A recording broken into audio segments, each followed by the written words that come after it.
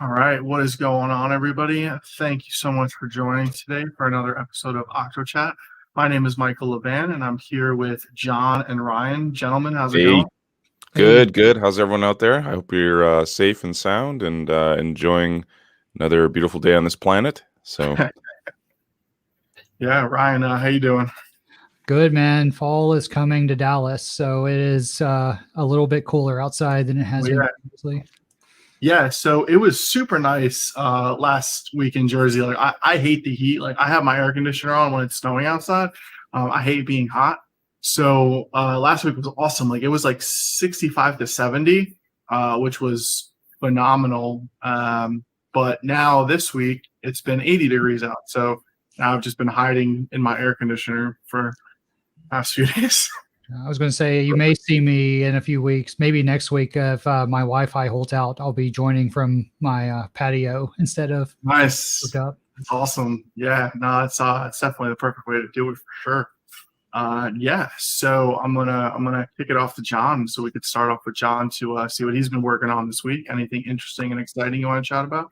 yeah, well, I have had half the week off. I've been on vacation, but the first half of the week I was doing some more Go code, as I have been for the last few weeks. It's been it's been a slog. It's been good though. So I feel like the API client that we've written in Go now is at a point now where people can actively use it quite well. And the reason I say that is because I've started looking at how we consume it. So typically when you get into an API client implementation, you get very heads down on how things are being serialized across the wire, how things are being communicated back to the API endpoint. But you don't lift up your head sometimes and kind of take a look at how people are actually using this thing.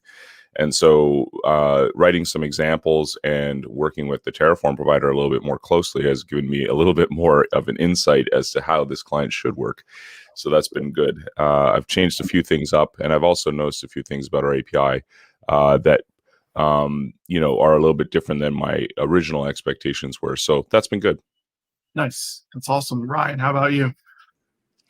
Oh, this week's been good. I've been on sharpening, which is, we work in 8-week cycles and we get 2 weeks for sharpening, which is used for training or catching up on just like kind of pet projects. So I've been trying to record some extra Ask Octopus sessions, been doing some GCP studying, and then probably what I'll turn into a blog post soon is we touched on it last week. I kind of showed my Octopus Linux container set up for localhost. Now I've got it actually deploying from my cloud instance to my VM host. It'll update and spin up that Linux container with as a systemd service and Nginx in front of it to give it a nice local custom URL. So that'll probably be blogged about soon. That's awesome. Yeah, it's have you been doing any Python studying in your 2-week hiatus?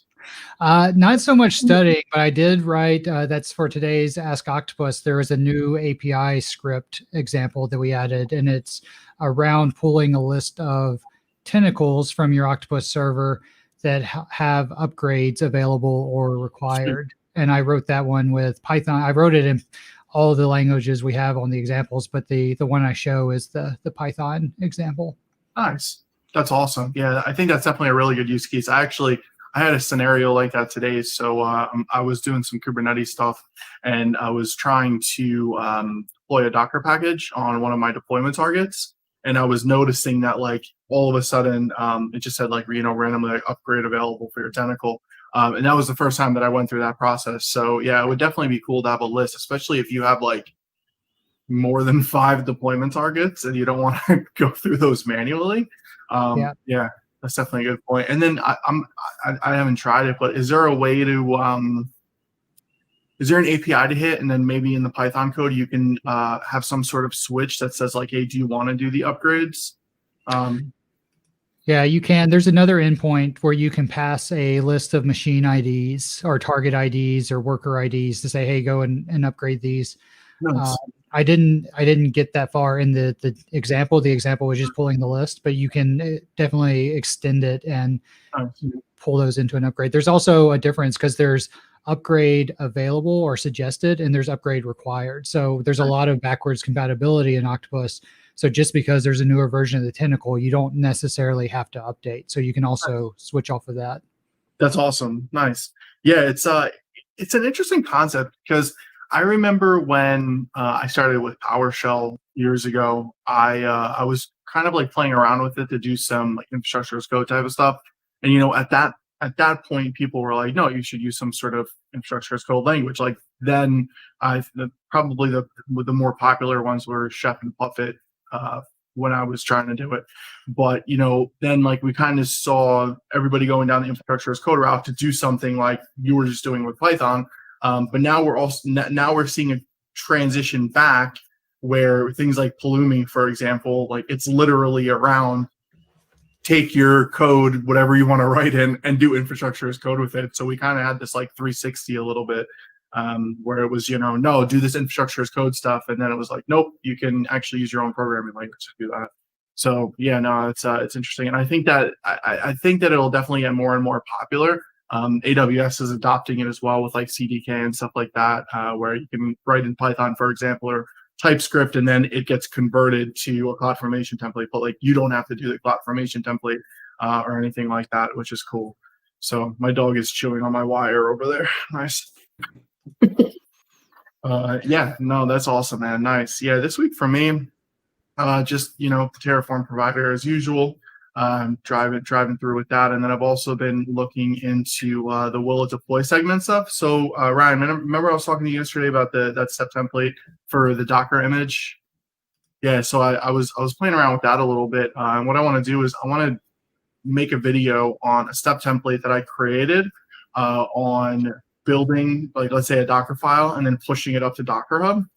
I think it's a good point to be made. Like when you think of deployments, like continuous deployment and all that stuff, like you think of infrastructure, you think of deploying an application, but then there's also, I think there's like this like gray area of other types of deployments. So like, for example, if you're trying to push up a Docker image to Docker Hub or to ACR or something like that, like I think that it falls in that gray area of like another type of deployment kind of thing. So yeah, so I was playing around with that a little bit, which has been interesting for sure. That is interesting. Do you think like the pattern there would be something like, in a lower level environment, you push that Docker image to like an internal repository so that it can be consumed by like some test deployments. And then if all of those pass, you're going to promote that container to, or that image to like a production or a public repo? Yeah, so I think it could be looked at in a few different ways. One, exactly what you just said. That would definitely be one scenario. Another scenario that I could think of is, for example, when you're building a Docker image locally, that's great, but it's obviously local. Like nobody else can do anything with it. So, one scenario is, okay, I have this Docker image, I just built it, but it needs to be in a place where people can get it. And not only a place where people can get it, but for example, if you have a private registry, like in Docker Hub or ACR or wherever, it's got to be people on your team. So there's got to be a scenario where you push it someplace, but then other people can pull it down if they need to test it locally or if they need to do some type of deployment. Another scenario too, purely from a deployment perspective, is step one. Like let's say you're running an application in Docker and you want to be able to deploy it to wherever, AKS, for example. The first step is like to take a Docker image and put it somewhere. So even before you get to that deployment step, that Docker image needs to exist somewhere. And, therefore in your deployment, you could specify like, okay, in your process, you have one step that actually builds and pushes the image. And then step two, pull the image from that location wherever you push it and then, kick it out to AKS, for example, or wherever. So I definitely think there's like a few scenarios in there. And then it also falls under the spectrum of like, maybe you would have the build process of the Docker image in your CI process, and then have like the deployment of it from, wherever it is to Docker Hub or ACR or something. But you could also combine those two if you wanted to, because it's not necessary. It could be considered a CI process, but let's say you're packaging an application inside of that Docker image, the CI process has already been done. So all you're doing is building that Docker file with the code that already went through your CI process to push. So it's like it could go in like a few different scenarios, I think. Sorry, I didn't mean to ramble just now. I just had. Yeah. So yeah, Okay, no, we like thinking on our feet. yeah, yeah. So it would definitely be a few different scenarios like that as well. Yeah, and it ties in nicely with like all the Go stuff that I've been doing as well, which is awesome. And then outside of Octopus, but side topic is I officially wrote the first chapter for the new book that I'll be self-publishing. So that's pretty cool. I'm going to be doing a ton of Kubernetes stuff next month, or even in November. Like I'm doing the WinOps light chat at the virtual conference for some AKS stuff with Octopus.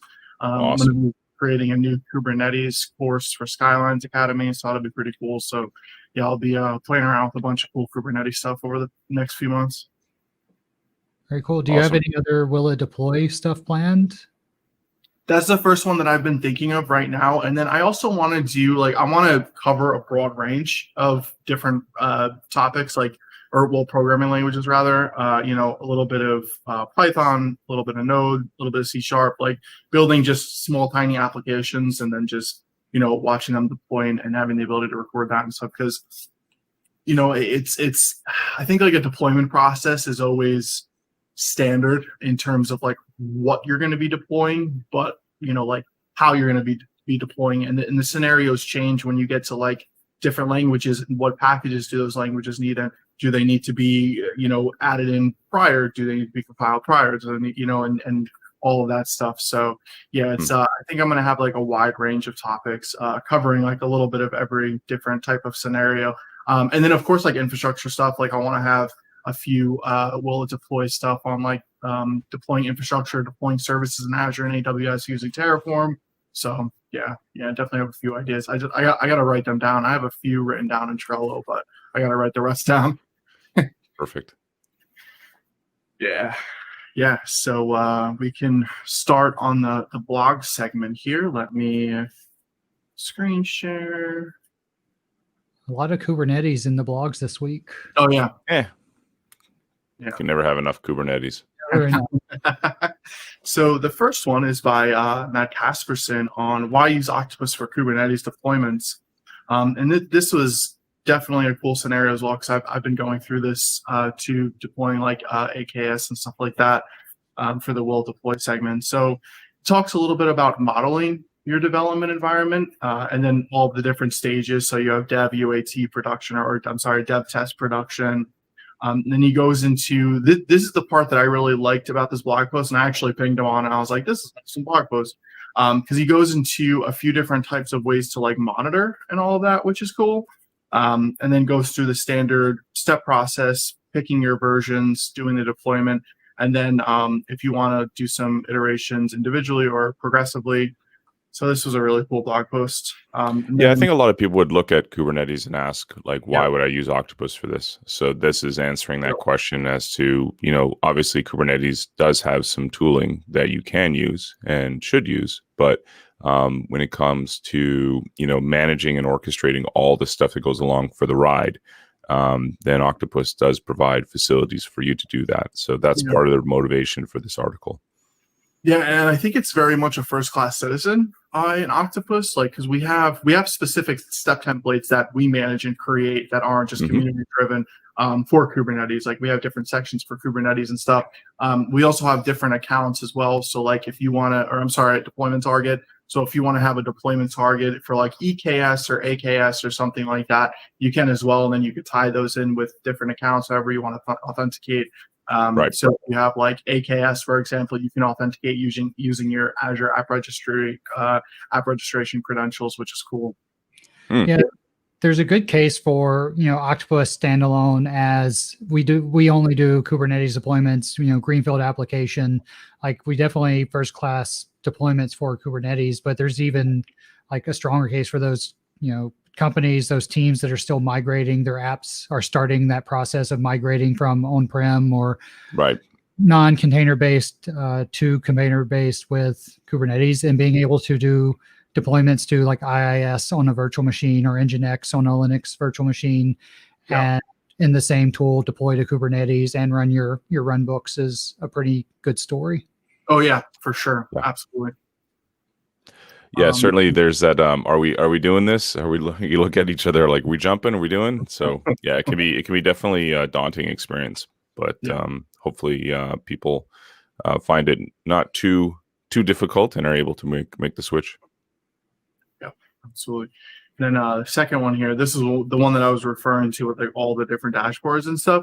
So when you spin up Kubernetes by default, you have a Kubernetes dashboard. Like there's like a built-in one essentially that you can use. But then there are a lot of other different types of dashboards as well, like a lot of like third-party. I was just going to say my dashboard is a command line. Yeah. Hardcore. Yeah, so we have this one. It's called K8 Dash. This is interesting. I actually have never used this one. This looks really cool. I want to play around with this. But the really cool thing about about dashboards is it's pretty much just always sitting in some sort of YAML in GitHub.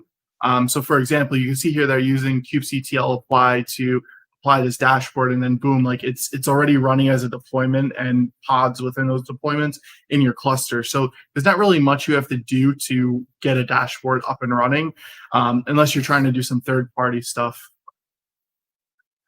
Yeah, no, that's pretty cool. And then we have one. It's called Constellate, maybe something like that. This is awesome. Then we have Kubernator. Nice, good name.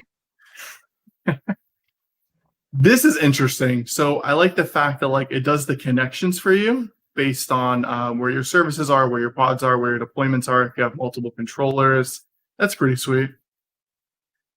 And then, oh, this is actually like one of my favorite ones. I think this is one that's really cool. The operational view. So it's like a it looks like an 80s computer or something. I don't know. And this looks really, really cool. So you could have like all of your deployments, your pods. You can see all of the resources that are running. You can even see like a little bit of like the YAML output as well. So that's definitely a really cool one. And again, same thing here. Like you just do a kubectl apply, and then you port forward depending on where you want to be able to hit it on the front end. And then there's another one, Kubrix. I've never played around with this one either. All the names. This one's a bit funky. Yeah, but again, I love that like the mapping, because depending on your environment, this mapping is very basic, but like it could get very cumbersome. Like if you have 10, 15, 20 clusters, for example, like if you're hosting them for your clients and you need some graph to see what is even going on, this is actually really cool. Those tools are really good and useful in movies, but in practical environments, they're not very useful. Just give me a tree view with a drop-down list. Thank you, please, and thank you. And then Octant. So this is interesting. Octant, nice. And you see different workloads, load balancer, have them, storage. Oh, that's cool. So yeah, this looks like it breaks it down in a view that you like, John, like a tree view. It's the only one that works for me, man. Give me a tree view for categories and then put everything in a list. Oh, this is cool too. So it gives you the tree view, but then based on the tree view, it gives you like a little graphical user interface. Yeah, I mean, looking at pods, that's going to be a little bit less cumbersome, but you start looking at your entire, infrastructure, it gets kind of unwieldy. Now let's see. Plus, the thing is, those graphical user interfaces, you typically want to copy and paste something, like a string or something. You can't really do that always. So right. Weavescope is something that I thought was actually a little bit more interesting. It does put in the concept of lists, so it's not as weird as say the other graphs that you saw there. But yeah, nice. That's interesting. Yeah, it looks like it gives you like a little terminal as well, maybe. Like that. Nice, interesting. Yeah, so as we can all see, there are a ton of different ways to manage your Kubernetes environments. I'm sure there are plenty more as well. Nice. And then we have another same thing by Matt. Thank you, Matt, for all this Kubernetes stuff. This is really awesome. So we have DevOps, runbooks, and kubectl. So let's see, simple Kubernetes runbook example. So this is a runbook written in PowerShell. It's kicking off some Kubernetes processes. It looks like, oh yeah, so it's calling, getting Get the pod pods. here. Mhm. Yeah, and we can see that run. Nice. No local tooling required. At the very least, interacting with Kubernetes cluster requires kubectl command line to be installed depending on the cluster. So need authentication examples to be available. Interesting. Yeah. So this is a good concept too, of like another reason of why you would want to use Octopus or runbooks in general, is because the simple fact that, like, Matt's right, you do need the bare minimum is kubectl installed. But not only that, but if you're working in a local environment or any environment, you need your kube config, and your kube config is essentially metadata on how you can authenticate to your Kubernetes cluster. So if you have to do that locally and everybody else has to do it locally, it's obviously very cumbersome. Credentials are floating around all over the place. They're encrypted, but nonetheless. So definitely a good reason to use it for sure. Awesome. This is something I built into some of my Kubernetes demos that I did like earlier this year, was being able to use the scale command from a runbook. So not only do you have, like, a few clicks that get your pod scaled out, you could also schedule that, so you know that your most active time is between 3 and 5 p.m. Central. You could say, hey, run a trigger for this runbook, scale up or scale out at 3 p.m. and then scale back down to like the minimum needed whenever your traffic's lower. Nice. That's awesome. Yeah, there's a lot of really cool stuff that you can do. And obviously, if you want a centralized place to manage all of these things, then you can obviously use runbooks for that and Octopus as well, which is quite interesting. And then the good thing to point out, I think I may have already said this, but with Octopus, you can hit AKS, Azure Kubernetes Services. You can hit EKS, which is AWS's Kubernetes service, raw clusters, a Minikube. You can do anything. As long as you have that connection string, you're fine. So yeah, so those are the 3 blocks for this week. All some really solid Kubernetes content, which is obviously very important. And then we have a brandy new episode of Ask. Wait. This is like weird. What's going on here? Who am I talking to? We're talking to you or you? Which Ryan's the right one? Oh man. So this is Ryan, this is the one that is with the Python stuff, right? To be able to see that list of upgradable tentacles. Unfortunately, he's muted. So you're muted. Oops. Yeah. So this is. You wanted to hear YouTube, Ryan. Quiet live, Ryan. It's only a minute and a half. You can play it. No, it is the one I was discussing earlier. So it's a Python script. I go over the script kind of very quickly throughout and then show the examples. And there's a link in the description to the knowledge base article that shows the example, and also a link to the docs where we have our API examples. You can get it in PowerShell, C# or Python. How do you like Python? I'm gonna stir the pot here a little bit. What do you think about Python? Okay, so I'll tell you a little story. When I was in university, I think it was my first summer break, I bought 2 books at the campus bookstore. I bought a Learning Perl and a Learning Python book, and I read Learning Perl, and I was like, "Oh, this is really cool!" Like I was learning. I had that same book. Yeah. Is it the O'Reilly one or is it? Yep. Gotcha. Yeah, both O'Reilly. And so I was learning C programming at university, and I was like, Perl was like my first scripting language. I was like, oh, this is amazing. And then I dove into the Python book and like never looked at Perl again. Python was my primary language for a few years. Yeah, if you did ComSci, which I did, you used Perl a lot for scripting, but then Python was more of the mathematical stuff that you'd see, that or MATLAB or other variations of programming languages. So was it NumPy, the MATLAB? Yeah. So I'm curious, as far as consuming services like you are in this example, get by name, get Octopus resource, etc. How are you finding the ability to serialize JSON? How are you finding the ability to handle errors? All that sort of stuff. How does Python stack up, would you say? I'm using the request library, and actually you can't see it in this example, but that get by name, get Octopus resources are functions that I've defined above this. And it's got a nice feature when you make the request. I can't remember. I think there's like a raise for request or something method you get from the response. So basically, if it's a non-200 or a non-OK HTTP code, it'll raise the exception at that point, which I think is nice, as opposed to, try and catching or checking the response code after every request. Probably, Yeah. if it was a production script, I may be a little more verbose in my error checking, but for these Okay. example scripts, the raise for response has been working for me. Okay. The thing that I'm not really a fan of, and this is a little bit of PowerShell kind of magic left over, is having to deal with the magic strings in the dictionary. And not really magic strings, I guess, but like the dictionary, having to refer to health status as a key in the dictionary from the JSON response, where Yes. in PowerShell you can convert it to a PowerShell object and Yeah. property.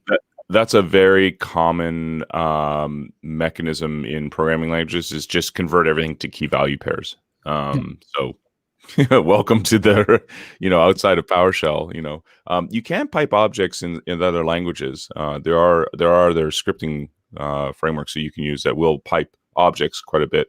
I hear that Rust is good for a lot of that sort of stuff. And obviously with Go, you can do that. There's actually great built-in serialization with Go. C#, obviously, no brainer. That's easy. But it really depends on how object-oriented the language you're using actually is. What's your opinion on the error handling and things in Python request? Yeah, it's fine. I mean, I'm a big fan of structured exception handling, and I believe that when exceptional things happen, exceptions should be raised. Obviously, that doesn't flow in every language out there or every environment. I'm okay with checking errors all the time.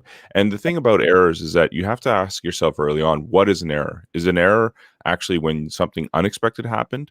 Or is an error when something could have happened and did, but isn't necessarily a problem with the way you wrote your code? So, for example, let's say if I'm doing a search for a worker or a machine like you are, so you're searching for spaces, machines, and workers in Octopus through the API. Right. Let's assume you don't get a space name back. Like, what happens? Is that an error, or is that just empty space collection? Right. So you have to make these decisions up front as to where you think or how you think the API should respond in accordance to that. So it's more of a it depends answer, I think, from me, which is the safe one. Yeah, no, I agree with that, because this is like I said, it's an API script. It's more of a example, a starting point for customers. Sure. But definitely, if any of those HTTP requests fail, I passed in the wrong value. My space name is blank. It will throw an exception. I'm just not catching and rethrowing it here. So it does 400s and 500s. You should try and capture. Yeah. What I do like about the Python scripting is the lines 29 and 30 in the video, list comprehensions, where it's one of the main features or the defining features of Python. Yes. Yep. And being able to take targets and workers, which are two different, they're similar but different resource types in Octopus, and just add them together and iterate over them to get the tentacles in question is pretty magic.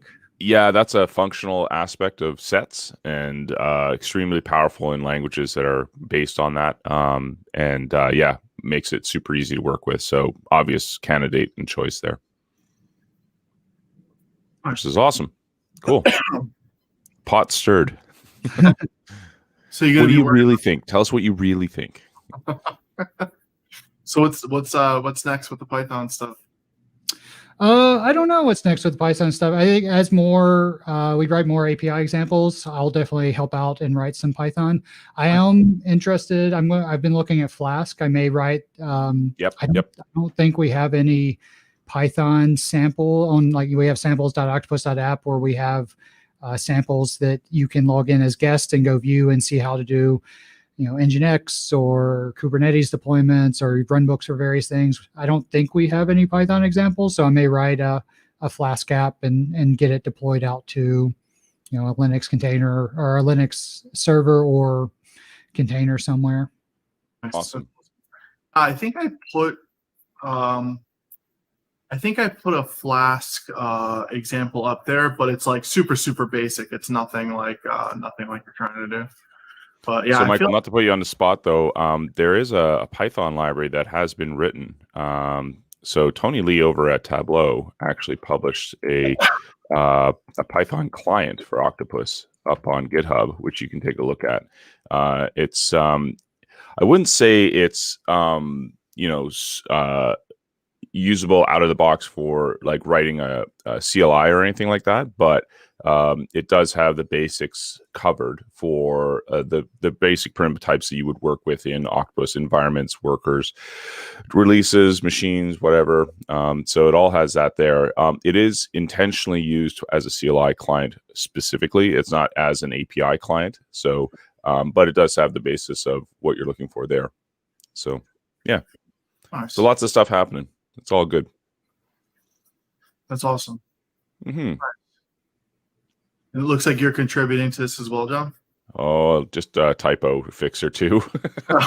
This might be my next target for looking at something to improve. I think there's always room for people who want to, do things differently with Octopus, and Python's being no exception. So I think this is something that we could look at possibly kind of integrating for other solutions going forward.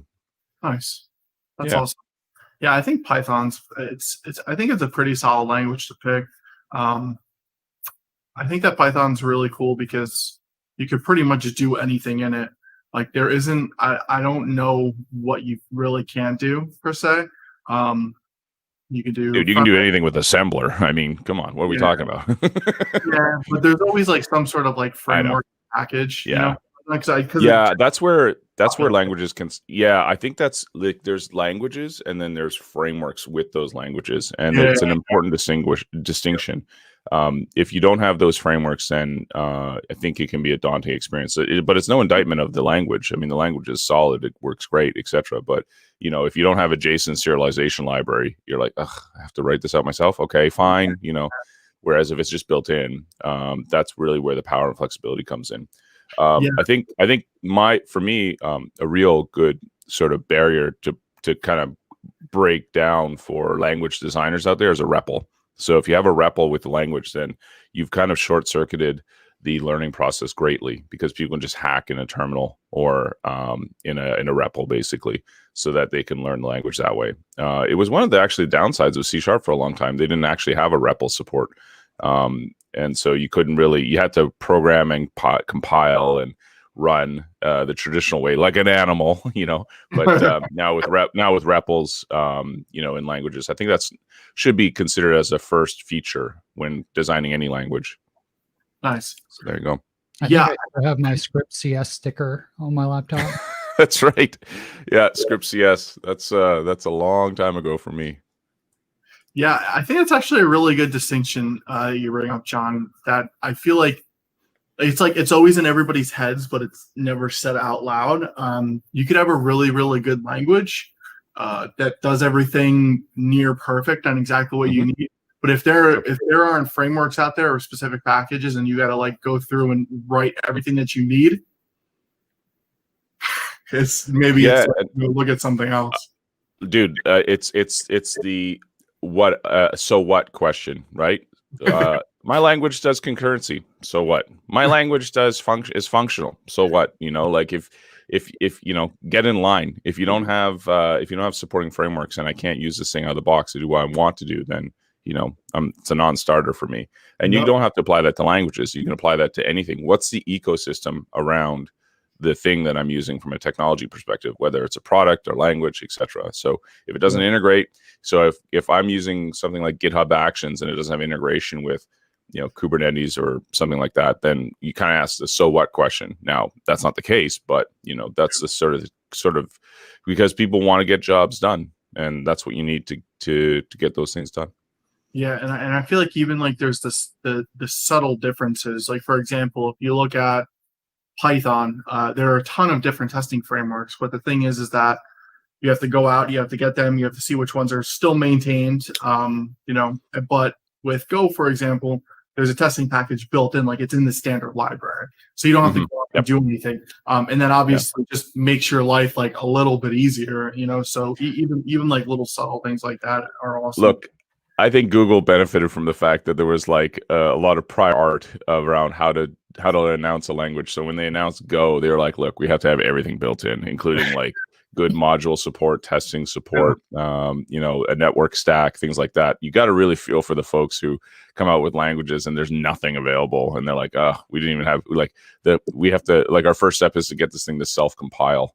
There's things like that that can be pretty nasty. So I remember way back when, again, I'm getting off on a tangent here, but there's a few, you can go online and find them. There's a few presentations by Scott Guthrie and others talking about how we built .NET and what we did in the initial sort of stages. And when you're coming out with a new language like C# and you don't even have a compiler, or you have a basis of a compiler, or you don't have IO, you just have basic reads for the program, and you can't even write anything out to a log. You're definitely starting from scratch. That's for sure.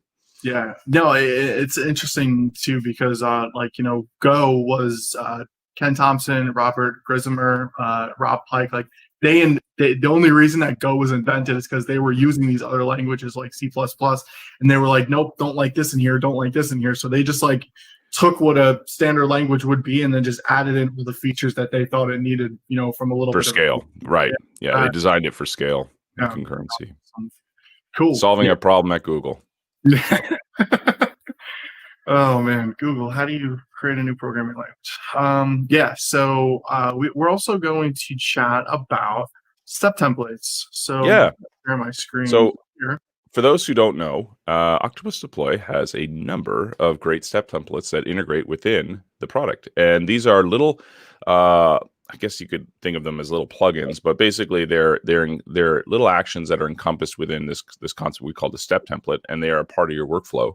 And so there's a variety of steps that you may want to issue out as part of that.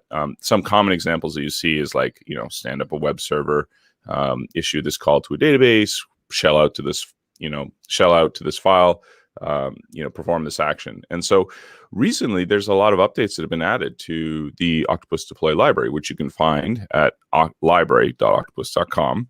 And I've highlighted a few of the new ones that have been added. We've had a whole bunch of ones added by the folks over at ClearMeasure around Azure, AWS. So if you're doing anything around deploying a tentacle or managing your Azure web applications or databases, we've got now step templates that will support that. And so you can now walk up either through the tool or otherwise and get these installed and utilize them within Octopus Deploy, which is great. I think this really speaks to that integration point that I made earlier around languages. If you don't integrate well with others, if you don't play well with others, no one's going to want to use you. So the motivation here is that you've got to be able to support this out of the box, and that's kind of the intention here with these step templates. Yeah, I think are really cool, and the just the subtleness that makes things go a long way. Like, for example, stopping a web app, starting a web app. Like if you're, for example, deploying new code to a web app and you need to stop it and start it, these little subtle differences really, really help. And it's you certainly don't want a step template that says, file new enterprise application. You want to start with initial concepts first. So it's exactly if you've ever done any programming languages as a kid, like Go or Logo or something like that, it's like turn left, move forward 120. You want to make sure your step templates are very simple. You don't want to be like boil the ocean and then stop boiling the ocean. Yep. Yeah. Who's I forget the name off the top of my head. Who's the founder of ClearMeasure? He has a really, really good podcast. Jeffrey Palermo. Yes. Yeah. He has the Azure DevOps podcast. That's a really, really good. Yeah. So yes, it you guys is. like listening to. Shout out to Jeffrey. Shout out Jeffrey and this team. They know a lot about Azure. They know a lot about Octopus. Yeah. And definitely worth following. Yeah, for sure. Yeah, no, it's an awesome one for sure. So with that, Ryan, I heard that you have a follow-up from last week on your mission on Linux containers for systemd services. Right. I think I mentioned it earlier, but yeah, so we talked about it last week. I showed Bob my Docker Compose file that was mostly from Matt's blog post, and I added volumes to it. I think was my main addition. Okay, cool. But now I've scripted out the installation of it. So I have my Octopus Cloud instance, reaching out to my VM host, applying, tearing down the Docker Compose, the containers that are there, updating it with the variables, using the new structured configuration file feature in 2020.4. So like injecting variable values directly into my Docker Compose YAML, which is pretty slick. Yep. And then re-upping the Docker Compose and setting it up as a systemd service so it can restart on reboot. And is it all pretty fast? Yeah, I think I ran it when I was running it, and I had the container, or the Octopus container already there. It ran in like a minute and a half. Okay. When it needed, and then I tested it. I installed like an old version, and I was like, okay, let me change the Linux or the Octopus tag to 2020.3.6 or whatever it was, and it had to pull the container fresh. It was like 5 minutes to tear it down. Yeah, that sounds about right. Yeah, we've got some GitHub Actions kicking off around Terraform in our Go client, and we're chewing through a lot of GitHub Action minutes in some cases. But I remember we got a warning email recently, like, "Hey, you're getting close to your limit." And we're like, "Oops." I got that email. Is that us? Is that us? It was me. Yeah, I thought the same thing. I was like, "What am I doing?" No. It's because every time we do a check-in, we run our integration tests, and we're adding more and more tests all the time. So this thing is really well covered. The problem is when you do that, you end up chewing out a lot of GitHub Action minutes. So there you go. I just added a new workflow too last week. That's why. I think, especially with that the structured file configuration file feature that's in 2020.4, we've got in just about 2 weeks, 2.5 weeks, Adam and I are doing a release webinar, and we'll be showing that off in earnest. And then I'll probably, like I said, write up my steps, what I did for this setup. Running Octopus as a container launched from another Octopus instance will probably be a blog post we see. Just out of curiosity, I don't mean to put you on the spot, Ryan, but just out of curiosity, what would you guess would be the percentage of customers who are using Octopus in a containerized environment, would you say? In a containerized environment, like self-hosted, I'd say pretty low, just because the containers are new. Okay. And given that, would you recommend, like, if people aren't, would you recommend that they do? If they are inclined, I think it is worth trying. We do have some customers that are running them as containers as their production instance. We do have customers that are running them in Kubernetes clusters as their instance. And sorry, I'm going to put you more on the spot here. Keep going. I was going to say, but the Linux container is still, as far as I know, unless it's changed, it's still in EAP.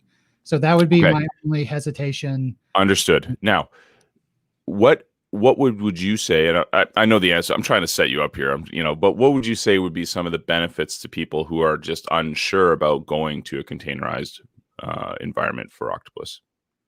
I mean, the reason I moved to it for local is just easier to manage. You can tear it down, update it within a few minutes by changing the image tag you're pointing to. If you are running it in Kubernetes, you're going to get those extra benefits of self-healing. Yes. Okay. Scale it out. So I guess the challenge here is, for some people, they'll look at it and say, dude, this is just infrastructure. I should just have it run, right? That's all I care about. But there is, using that sort of DevOps philosophy of improving workflows, etc. Maybe there's a benefit to be had there for folks who may not realize it. So if you guys are folks listening to this, if you're utilizing self-hosted, and maybe you're thinking about, how performant is this? How scalable is this? Is this going to be resilient to any scale issues, for example? I mean, it should be. But if it's something that's of a concern for you, then maybe this is something that Ryan and folks can help you with. Yeah, for sure. Yeah, like I said, we have a few customers that they just went like head first into it. We're going to run Octopus in Kubernetes, awesome. Even though it's EAP, and I haven't heard any bad things. We run, we use the Linux container for Octopus Cloud. Yeah. And that's the point. Like, a lot of people, they look at the cloud as an option because we don't want to set up a Windows server. We don't want to set up a SQL server just to run our deployment tool on premise. If you have the capability to run those containers on premise or run those containers in the cloud, and you don't necessarily want to go full Octopus Cloud and let us manage it, that's a kind of middle ground there. It's two things on that, which is funny. You know, it's like you don't hear anything, and so we assume everything's running, and that's a classic story of infrastructure, right? When no one's complaining, that means everything's working. And the other one is, I've always felt like IT folks feel like jumping to the cloud is almost a cop out. Like, I can't run my own infrastructure, so I got to go to the cloud. And I'm like, no way. I would say cloud is like alleviating you of pain and things that you don't have to worry about anymore, and just push it there and then get all the benefits. And so if you guys are looking at cloud as an option going forward, I certainly would check your ego at the door and jump on board, because it's really nice once you start using it. Yeah, I'd say it's definitely like more often than not is people are like, we want to use cloud because we don't want to manage it. It's pretty rare that, you know, someone doesn't want to use cloud because they can't manage it. Yeah, like this is like, you know, compiling the kernel or, you know, writing your own device drivers. It's on that sort of level now of managing servers. Ugh, I don't want to do that, you know? Yeah, I mean, I think a big thing too is like people that are new to the cloud think that like, oh, maybe if I go to the cloud, I'm going to lose like some sort of not functionality, but maybe control almost. But at the end of the day, there's something that everybody needs to understand. When you're going to the cloud, the only difference is you're not physically touching a box like in front of you. Storage, compute, network, it's all still the same. It just has a different name. But like you're not gonna go to the cloud and be like, oh, now I have to learn all this new networking stuff. Nope, their subnets are still subnets, CIDRs are still CIDRs. Nothing changes in that aspect. That's a big important thing. Giving up control is the hardest thing that people have to do from a technology perspective. And I get it. I'm a technology person myself.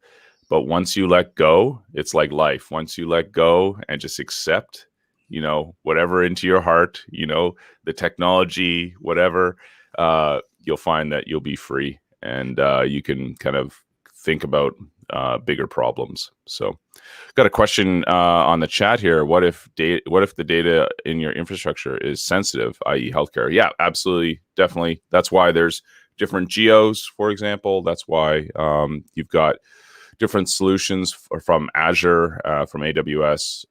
There's these sort of public-private cloud infrastructure topologies as well. Definitely something to consider. So yeah, obviously one answer doesn't fit everything, but you know, we're dealing with the generic here. Yeah. So the one thing, don't tell anybody I'm saying this because I don't want to end up in a courtroom if something happens. But so I would argue that at this point, if you're hosting stuff in Azure and you're hosting stuff in AWS, it's probably more secure than where you're hosting it right now. Like there is so many different protocols and steps that go into place behind the scenes of these servers, of the networks. Because remember, like think about it like a hypervisor almost. Like you have the hardware level and then you have like the virtualization level. In the cloud, you're touching the virtualization level. You're not touching the hardware level anymore, quote unquote hardware level. So what's happening is like they're managing all of that for you. Now, when I say it's probably more secure, I don't mean because you put it in the cloud and it's secure now. No, what I mean is there are so many different services and features that you can use to make yourself secure. Like, for example, Key Vault. So let's say you're deploying some application and that application, Octopus, needs an example to connect to SQL Server. So what you can do is if you're running it in, say, Kubernetes in Azure, you can have a Key Vault that has your connection string. That Key Vault can talk to AKS, and then that Octopus cluster inside of Kubernetes can talk to the SQL Server. So now if you wanted to do the same thing on-prem, think about that. You got to have something like HashiCorp Vault, maybe. Let's go with that as an example. You need to have a virtual machine or a server running it. You need to secure that portion. You need to secure that network. You need to do a whole bunch of other things on-prem to do the same thing in Azure or AWS or wherever much easier. That's just my opinion. Like I think that the cloud, it's no different than being on-prem. It just makes your life a little bit easier. And especially in my opinion, like from a security perspective. And as John said, there are a whole bunch of different tiers for healthcare, for government. Like there's Azure and AWS specifically for government. which is, in an entirely separate, I don't want to say data center, but an entirely separate section of a data center that's just running government stuff, for example, and it's not touching any other types of data or any other types of like servers. So yeah. That's why Azure is offering different geos as well for data integrity. So for the longest time when I was living in Canada, everyone was asking for a Canadian data center because there's healthcare requirements for Canada. For example, you can't let data cross certain boundaries. So yeah, I think the cloud providers are well aware of some of those things. I think also you don't have to look at it as an all or nothing. You can just take some as piecemeal, take some of those facilities. I know a lot of people are standing up infrastructure in front, cloud infrastructure in front of some of their services. For example, Cloudflare is a great example. I mean, if you want to scale, there's no better solution than Cloudflare, in my opinion. You can go serverless in front of your infrastructure. You can use parts and pieces ad hoc if you wish, which is great. I think there's lots of options there. That being said, I think you can definitely shoot off your foot with cloud in some instances. I've seen some people do some pretty weird things with cloud, not setting up roles and permissions the correct way, running everything basically as admin, in some cases. So, can be a little bit dangerous. Yeah, no, it's true. And you could, for example, in AWS, it's very, very easy to set up an IAM user with full admin privileges, and sure, it gets hit, that's you're gonna some concern. Or you check in your security, you check in your secret key into GitHub or whatever. Yeah, there's a lot of different stuff. Ryan, what were you gonna say? I was gonna say, or you make all your S3 buckets public by default. Yep, always a good one. Always a classic. Always a classic. Why is my bill so big? Yeah, it's very easy to do those little things, so you gotta be even more accurate in the cloud than on-prem. So Harold said, it's like, sorry. No, I was going to say, in my experience, it's not about how secure the cloud services are, but how confident the architects and others who consider the security are in the cloud. Yeah, well, yeah, that stuff happens too. It's an adoption of the old quote. Buddy of mine used to say all the time, Richard Campbell, he said, computers are amplifiers. They either amplify your intelligence or they amplify your stupidity. So, I'm sure the same thing could be said about the cloud for sure. Yep. So, yeah, with that, before we get to the winner of this week for the keyboard, I wanted to let everybody know that starting next week, we still have to talk about it internally based on the time, but I put a poll up in the random chat. Please feel free to go vote on that if you haven't already, about what times people like. Because the one thing that we were noticing was, like, when we do it at 3 p.m. Eastern US, like what we're doing right now, not as many people are joining as for, say, 12 p.m. or 1 p.m. or something like that. So what we did want to do is like try out a few different times, but now we're kind of seeing the flux and the statistics of who's joining, who's not joining based on what time. So we did put a few times up in the random chat. Definitely vote. It's almost a dead heat in terms of voting. Yeah. So yeah, it looks like it's pretty good for like 1 p.m. right now, 1 p.m. U.S. Eastern. People are liking, but yeah. So we're going to talk about that internally. Let's see. So with that, let me share my screen.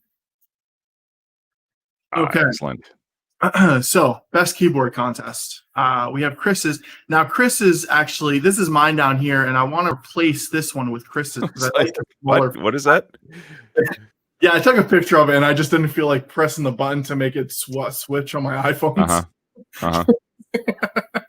Yeah, so I'm thinking about actually replacing it with this one. This one's really cool. The Keychron K1. They have like K2, 3, 4, I think. Let's see what else. We have the Logitech. Now, I love this mouse. This is like one of the best ones. I have like the MX Performance one. It's I think this is the newer version of the MX Performance. That's an awesome one.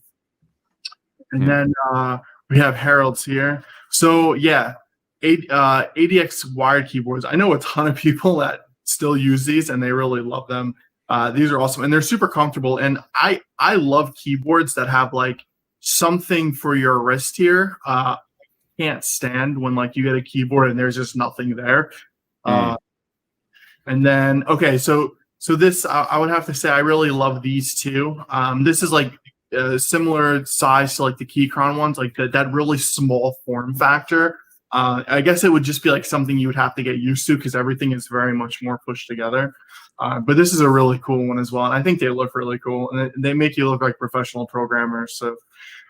Bonus for the I need all the help I can get. Is that what you're saying? Yeah. Oh boy. And then let's Ergonomic. see. Oh yeah. So I don't know how Johnny you Mnemonic. man. This is Johnny Mnemonic. This is this is their ergodocs. Like they're Yeah. super good. Like it took me 2 weeks to get back up to like normal typing speed. I'm really good at the backspace now because I don't know what any of my keys are. Nice. Yeah, I don't think I would. I know a lot of people that love these keyboards. I don't think I could ever do it. Like, I don't think my mind works that way. Oh, you get used to it, dude. Trust me. You get used to it. With the printed keycaps, you can get them printed. It's just like the blank ones are like sculpted so that they're each one's like profile is different. Nice. I don't know if it makes a difference at all in typing, but I don't know. I like it. Now, I had to throw in my 2 cents here. DAS keyboard is the only mechanical keyboard really that should be considered. Now, if you like your bank balance being at a certain number, don't look at these. These are expensive. However, these have been basically the choice in terms of mechanical that you've always wanted. So these are insanely cool, these ones. And they come in all kinds of shapes and sizes. Nice. There's all sorts of different functions that you can add for it. It's really and certainly if you want it to sound like a machine gun is going off in your office, get one of these. These are highly mechanical. You know what? So just take a look at the 50Q, for example. Okay, so this is a backlit supercharged. Yes. Yeah. So this one is insane. Like this is like having a Stream Deck built into your keyboard, right? So this is like, and it's mechanical. So that's sad.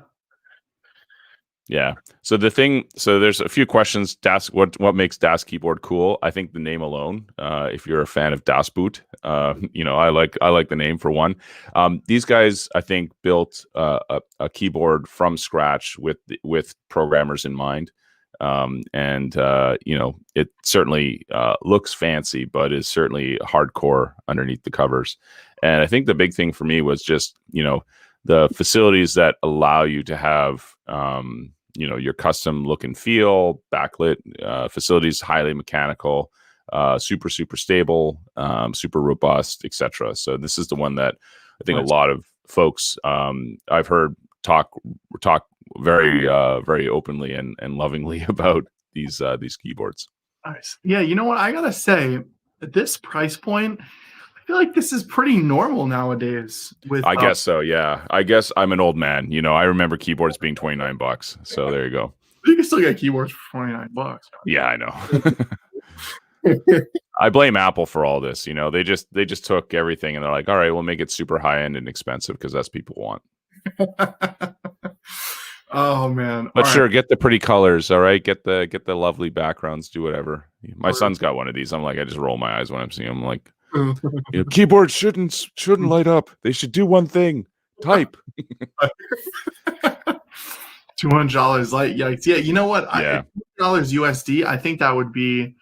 I don't know. Yeah, between 150 and 200. I think for the past few years, that's how much I've paid for keyboards. Like this one was, I think, 180 or 190. And I think they've kind of always been like that. Yeah, I remember keyboards weren't. Nah, you know what? Even like the old like $29, dude. $29. PS2, $29. You can get all your food scraps out of them. You can put them in your dishwasher, and they're still $29. All right. If you're in your 40s or 50s, that's what a keyboard is. Now, if you're like Michael, who's young and is looking at spending like $8 lattes, then sure, $29 is like way too cheap. I'm kidding. Are only like $5. All right, so we got to do the vote. So Logitech is a good one as well. Sorry, I missed Scott's post there. The Logitech series is phenomenal from what I've read. Yeah. Logitech. They're nice and soft, and it works really well, both Mac and Windows.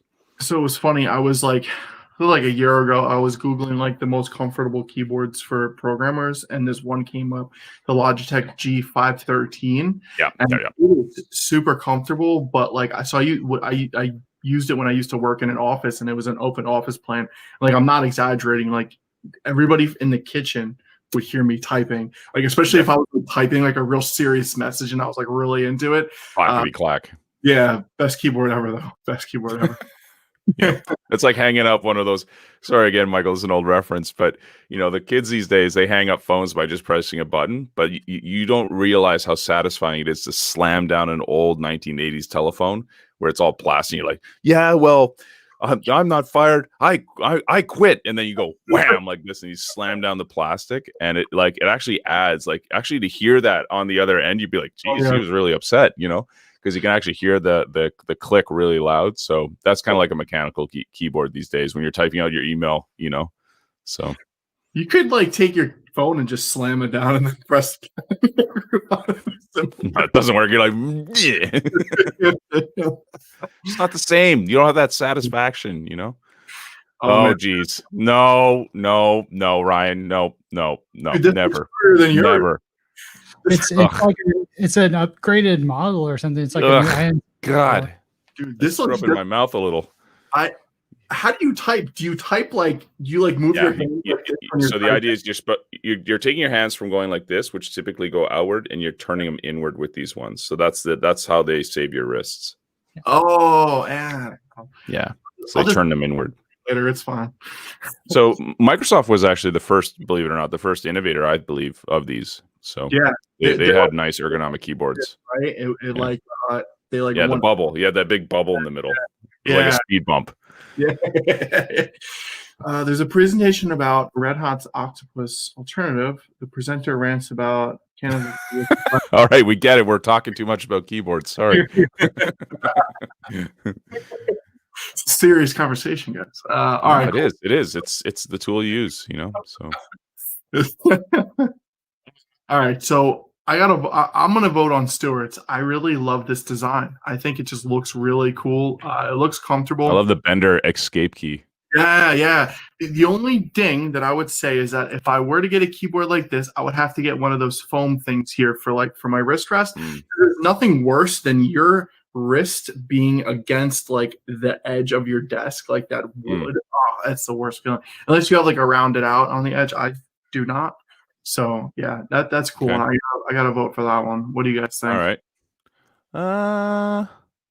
Chris's looks all right. No one's cool. I like a little bit the raised, raised sort of minimal sort of look, which is all right. Scroll down just a second.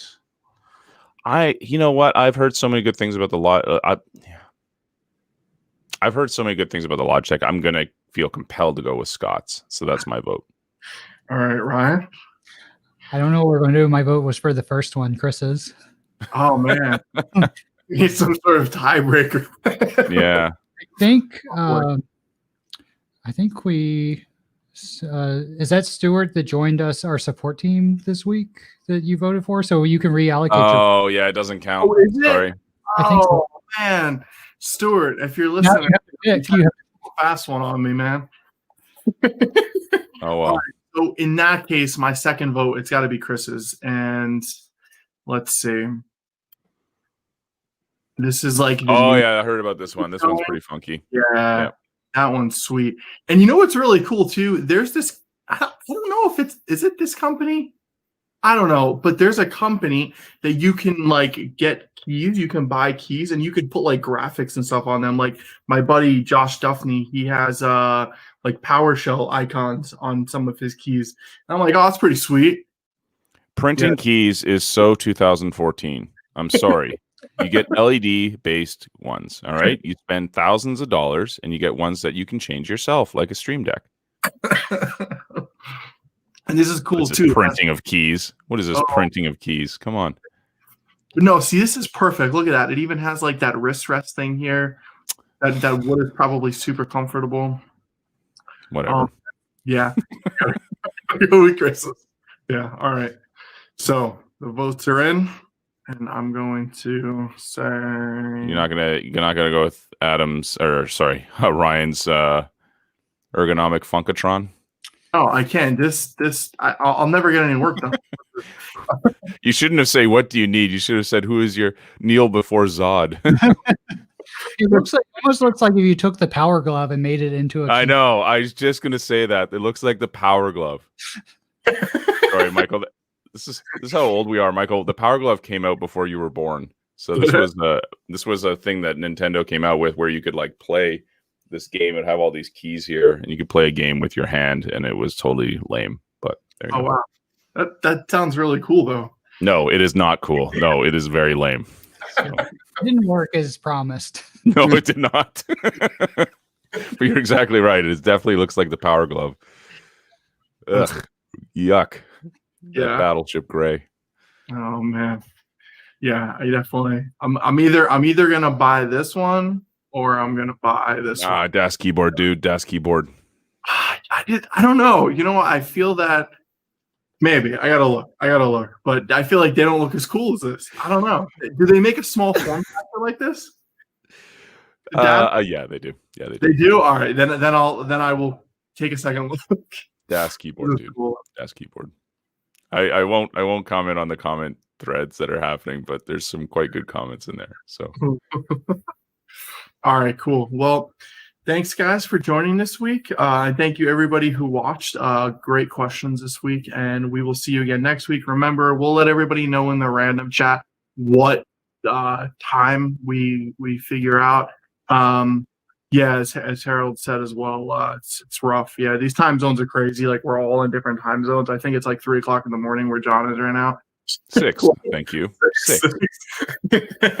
So, yeah, we're all over the place. So yes, that's another big thing too. Is like we keep trying to figure out times. Like Derek hasn't been able to jump on at 3 because it's 8 p.m. his time Friday night, and as cool as we are, he doesn't want to spend his Friday nights with us. So. Lame. All right, cool guys. Well, thank you so much for watching. We really appreciate it, and we will see you next week. Cheers. Yeah.